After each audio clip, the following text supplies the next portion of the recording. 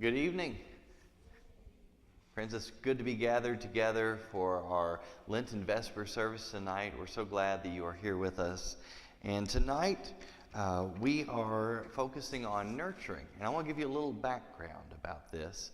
As our worship committee was discussing this plan and our theme, Traveling Light on the Path of Peace, we thought of things that help us to lighten our load in Lent. Healing, forgiving, unburdening, companions. You'll hear more about that next week. Help to carry the load for us. We also talked about the path. And the path that we're on, we talked about nurturing the earth and the world and our call as Christians to be faithful stewards of creation. And one of the things that I think is always so wonderful about this church is that, unlike many churches I've been in, this has glass windows all the way down the sides. That's a theological statement. That says that we can look outside and know that God is out there, not just in here. And we can see the beautiful flowers that Gene Cronemeyer planted right around the fountain in the middle of COVID. They popped up and we got to see them on video, but now we get to see them in person as we look out there and see the beauty of God's creation. So tonight as we worship, we're going to be focusing on that. That's going to be our theme. We're going to be singing some hymns, one you will know, one you've probably never sang before. I picked that out. I'll take the blame for it. But it is a really beautiful hymn, and I think you will enjoy it. And I want to thank Brandy for sharing with us tonight. For those of you all that don't know, Brandy, of course, joined our congregation, was it last Easter? And Brandy and I will get to work together all the time. She's getting text messages from me all the time lately because I'm working on the 5K with her. Brandy runs Sustainable Glasgow. And so we get to have a little intersection of faith and creation and sustainability tonight. So friends, let us gather our hearts and our minds in this time as we go to God in prayer. Holy God, help us to transition now from getting here to being here, to recognizing your presence in this place, and to look out these windows and to see your presence in all of creation. God, we give you thanks. We give you thanks for this time to be together, for this community of faith, for the support networks that we have, for the way your love and your spirit moves within us. Move us now in this time. We give you thanks and praise. Amen. Let us join together in singing number 56, For the Beauty of the Earth.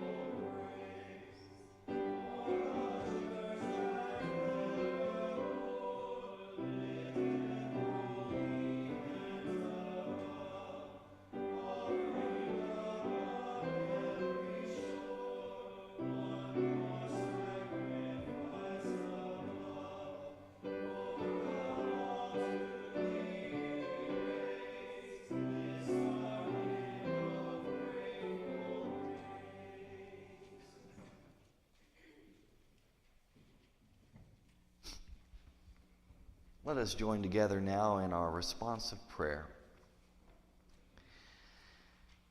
Creator God, we thank you for the beauties of nature, for shape and color, for times and seasons, for our dependence upon the earth and our responsibility as its stewards, for our care of animals and plants, and for all signs of new life at this time of year. Creator of the universe, we thank you. Creator God, we thank you for giving birth to the human family, for our variety of race and culture. We praise you that you did not create us to live in isolation, but to share with others in loving relationships. Creator of us all, we thank you. Creator God, we thank you for your supreme gift in Jesus Christ, for his life on earth and oneness with the poor and the outcast, for his dying and rising again to open new relationships, for gifts of choice and decision, for the ability to respond and be changed.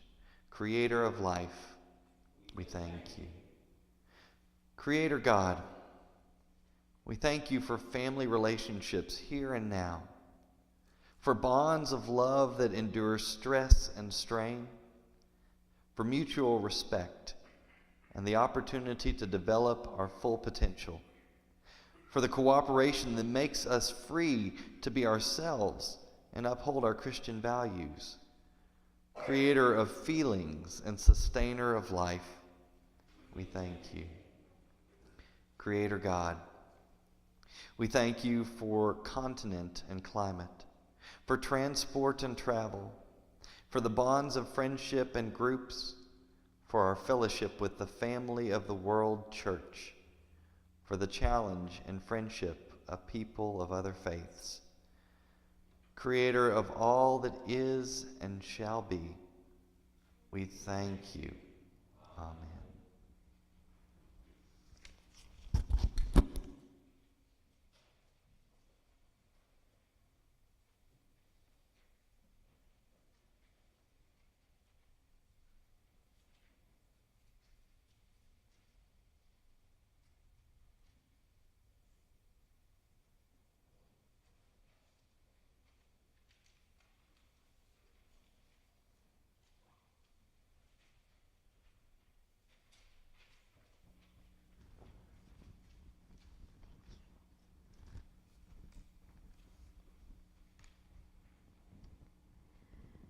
Hear these words, familiar words, from the very first book of the Bible.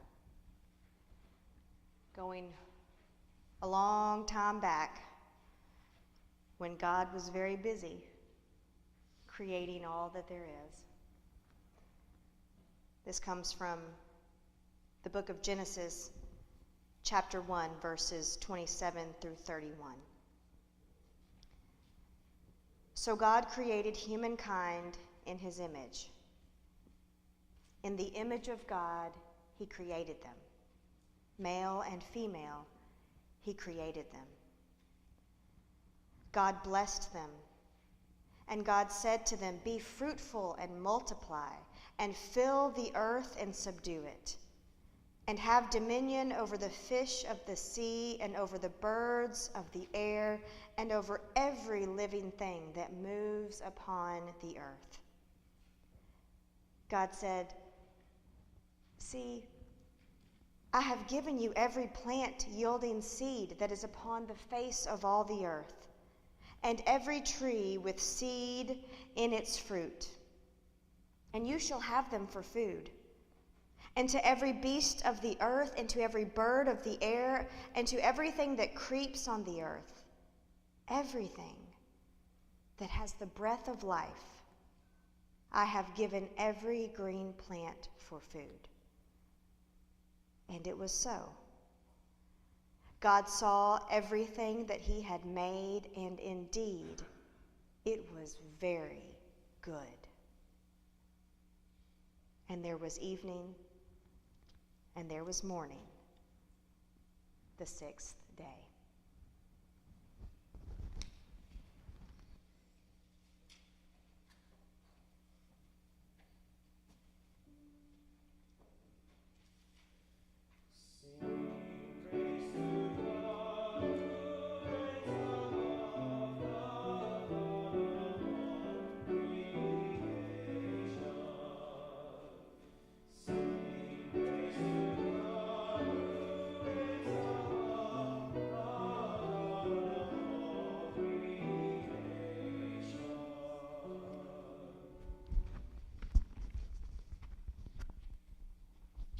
Join me on page 728. O Lord our God, how majestic is your name in all the earth. You have set your glory above the heavens. Out of the mouths of babes and infants, you have founded a bulwark because of your foes, to silence the enemy and the avenger.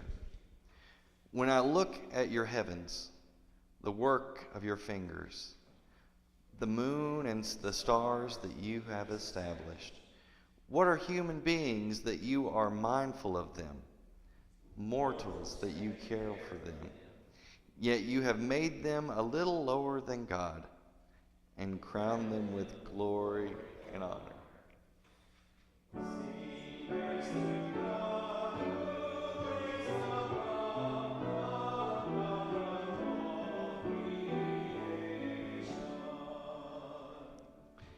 You have given them dominion over the works of your hands.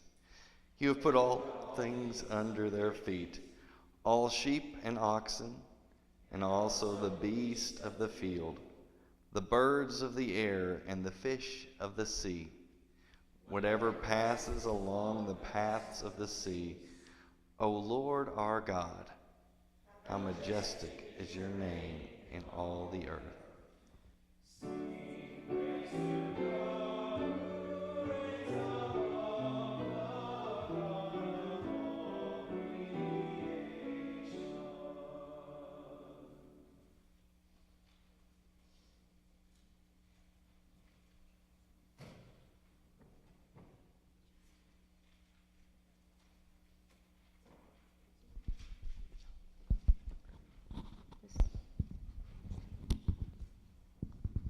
That good?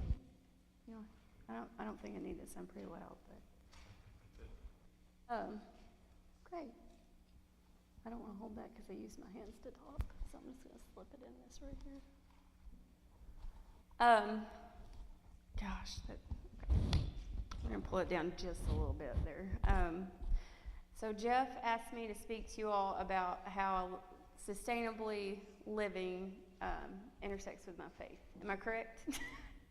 And I might go back and forth. I said I'm long-winded, so this may be a little bit longer than 4 minutes, but I promise I was also raised in a Baptist church where you're supposed to tell what's on your heart. I won't go that long. I won't go like a whole confession for an hour. But so for me, I was raised, like I said, in a Baptist church, so I've always had faith as part of my upbringing and morals. And my grandfather, that I was really close to, he did not go to church. And I asked him when I was little, why don't you go to church with us on Sundays? And he said, my church is out there with my chickens. He raised roosters and bred them and loved all animals. And he said, that's where God is, so that's where I go to church. And so I thought about that a lot, had a lot more conversations with my grandfather growing up, and that is where he saw God and where he found God, is in nature. And I carry that with me. I lost him in 2020, but I carry that with me. And I did for a long time. From the time I was little, I thought about that a lot. Like, he would say, oh, look, it's raining, there's God, or he would point things out to me.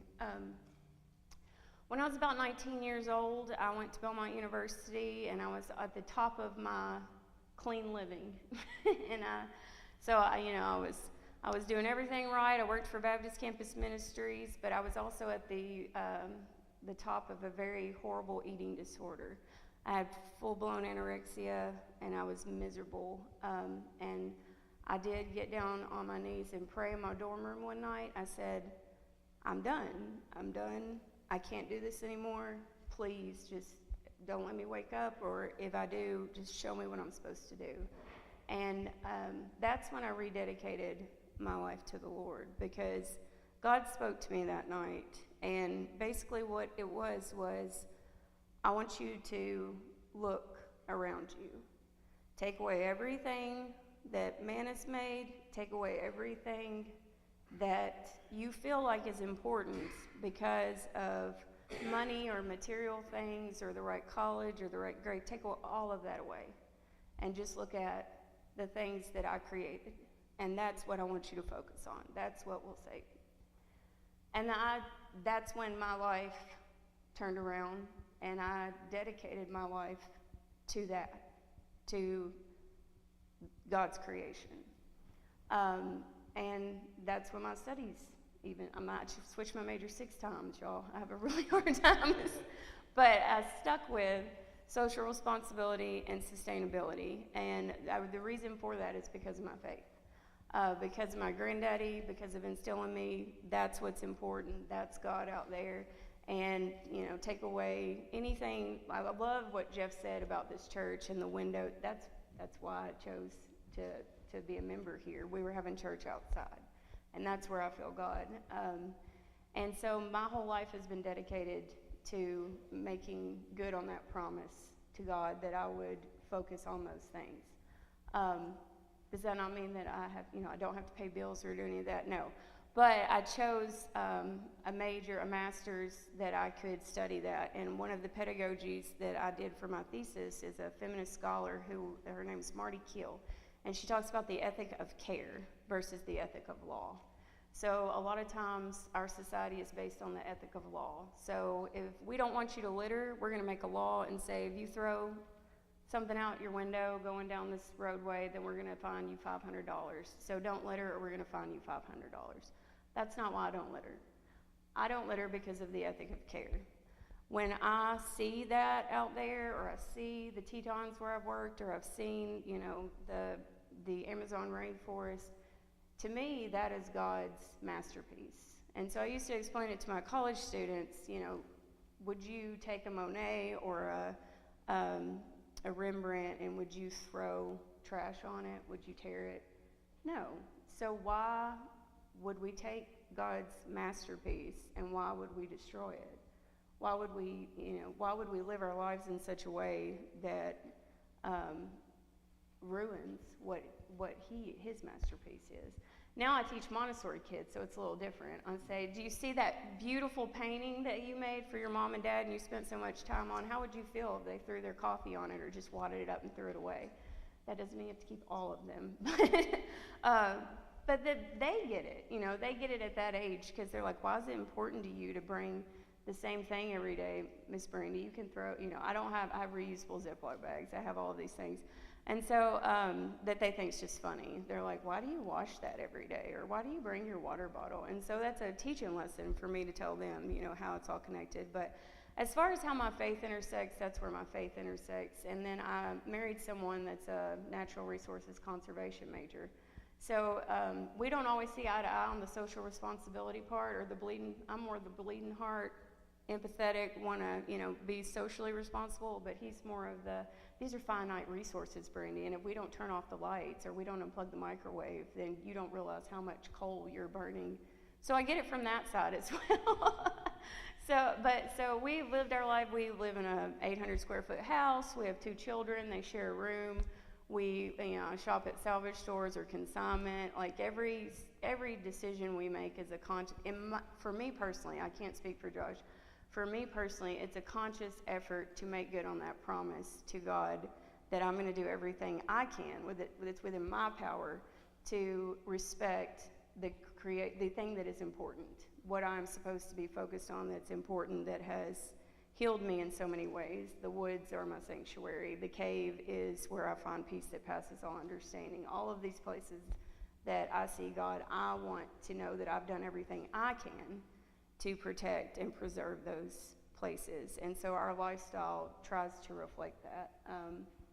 And that there's so many things that I could go on and on about, but I know I've probably already hit 6 minutes.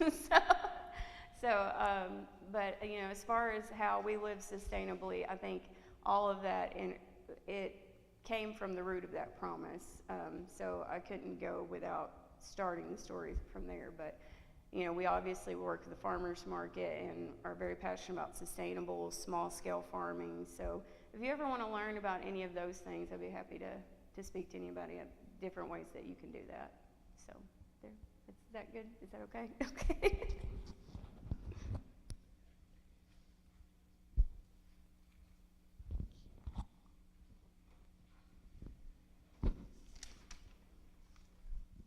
Thank you, Brandy. Let's join our voices together as we sing number 693. I do want to warn you in this. The second verse changes key to minor, so just be ready for it. But it's a really neat piece.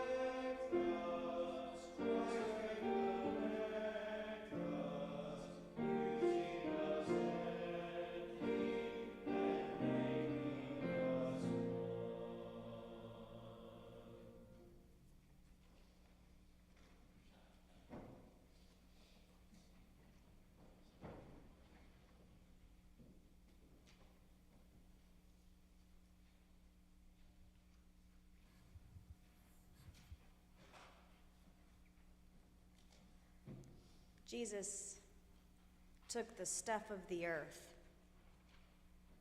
the seeds and the grain of the bread, the grapes from the vine, to represent his body and his blood, broken and shed for us. You know, Ash Wednesday, which in lots of ways seems like forever ago, is a reminder that we come from the stuff of the earth, from the ash and the dust and the clay. God creates us out of the very stuff of the earth. We are so embedded in and connected to God's great creation. As we come here tonight, we might be energized and ripping and raring and roaring and all kinds of good stuff. Life is good. And some of us might feel the weariness of simply living, the weariness of all the troubles of the world. Maybe the weariness of this season of Lent is starting to sit a little heavily upon your shoulders. But this is a time where you are invited and welcomed to come exactly as you are, however you are, to this table with the elements of the earth, waiting for you as a gift from God, as a gift from Jesus, who on that very last night When he gathered with his disciples, he transformed and blessed the bread and the cup for them to have new life, a new promise, a new beginning. And perhaps through this meal tonight, we might be given by God our own ethic of care, to care for ourselves, for each other, and for this amazing earth that we have been given to live in. On the last night, when Jesus gathered with his disciples in the upper room, he took the bread and he blessed it and he broke it and he gave it to them, saying, "This is my body, which is broken for you. Take and eat and remember me." And in the same way, after supper, he took the cup and he poured it out and he gave it to them, saying, "This is the cup of the new covenant, which has been poured out in my blood for the forgiveness of sins, and as often as you drink of it, do so and remember me." That every time we share in this meal together, and especially in this season of Lent, we proclaim the Lord's death until he comes again. May God bless us as we share in communion tonight. Amen.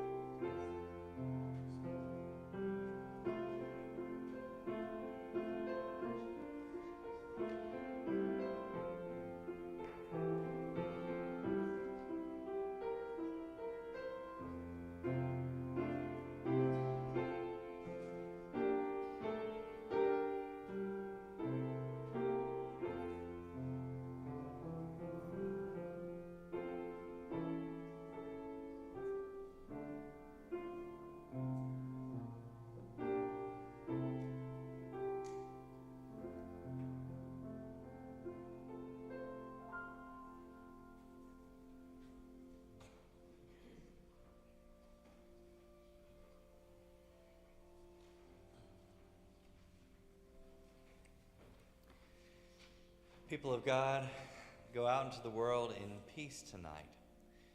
And go not carrying the ethic of law, but the ethic of care, the ethic of love. Go and share that with the world. in all that you do. Go in peace. Amen.